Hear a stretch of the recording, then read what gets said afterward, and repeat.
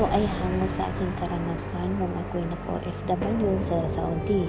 Ano man pagkakatulad sa tao o patay ay hindi sinasadya at maaring nagkataon lamang.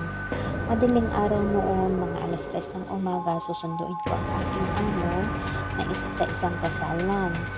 Hindi nakakaalam ng mga patakaran sa Middle East na hindi pwede na mag-isa lang ang among babae, laging kasama ang kasambahay. Hindi pwedeng sila lang yung driver, kailangan laging kasama yung kasambahay lalo na paggabi. Bumaba na ako sa aming kwarto noon at dumiretso na po ako sa sala. Kasi tatlo yung sala, yung pinakagitna, pinakamalaking sala, doon ako nag-standby doon sa labas. So habang hinihintay ko yung driver, tinitigan ko yung mataas na punong kahoy. So napansin ko na gumagalaw yung sanga at parang may kumakaluskos. Tapos palakas ng hangin. So pinagmasdan kong mabuti kasi baka akala ko buni-buni lamang iyon. Kaya gumagalaw ang sanga nito at parang lumalakas ang hangin sa may puno lamang. Kasi doon sa paligid wala talaga. At ang pinagtataka ko, bakit yun lang puno ang may hangin? So natakot na ako noon. Kasamang palad, di pa lumabas yung driver. So talagang super kaba at takot na yung nararamdaman ko. Pero naisip ko pa rin na huwag matakot dahil ito ay kasali sa aking trabaho. So pinanood ko lang ang sanga, yung punong kahoy, pataas po, pababa siya, nakala mo may alon. So nagsisitabihan yung mga yung mga sanga. So sabi ko sa isip ko, sabi ko, Diyos ko, sabi ko, wag mong naman ipahintulot ito na na ako matakot at alam ko lang ay ito ay gawain ng kasamaan. So, yun, ulit-ulit ko dinasal yun. So, kung lumapit ako sa may puno, tumingala ako doon sa ilalim niya at naisip ko, naglakas loob ako na kausapin. Marunong ako mag-Arabic pero hindi gaanong kabihasa at pinaghalo ko ang Arabic at Tagalog.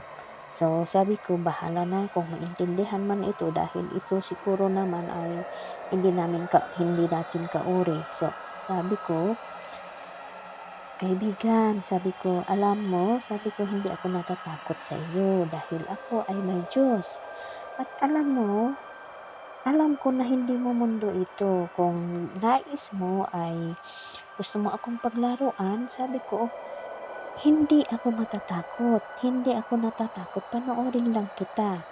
At hindi mangyayari yun dahil ako ay may Diyos. Kung gusto mo rin magpakita sa akin, gusto ko ngayon. Kaya kung nais mo, magpakita ka sa akin. Pagkatapos na nasabi ko yun, parang humina yung hampas ng hangin doon sa mga sanga. Yung kaluskos ay nawala siya, pero dahan-dahan lang naman. So, wala pa yung driver noon. So, humihina siya. So, akala ko magpapakita siya. Pero, ilang minuto siguro ako nakatayo doon, wala magpapakita. So, hanggang dumating na yung driver namin. Pagkatapos, doon sa loob ng sasakyan, parang, alam mo yung feeling ko na parang kinakongratulate ko yung sarili ko at nalagpasan ko yung super tapang ko pala.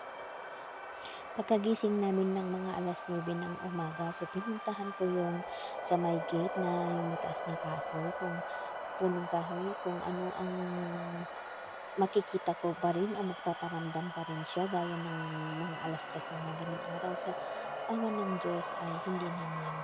At yun lang ang laging tatandaan kung may mga ganun na mga pangyayari, huwag kalimutan magdasal lagi sa taas dahil kailangan natin magtagumpay at siya na yung bahala sa atin basta humiling tayo sa Kanya. At hanggang sa muli ng aking mga kwentong kababalaghan na ayon sa aking mga naging karanasan sa Pilipinas man o sa labas ng ating bansa. Salamat po.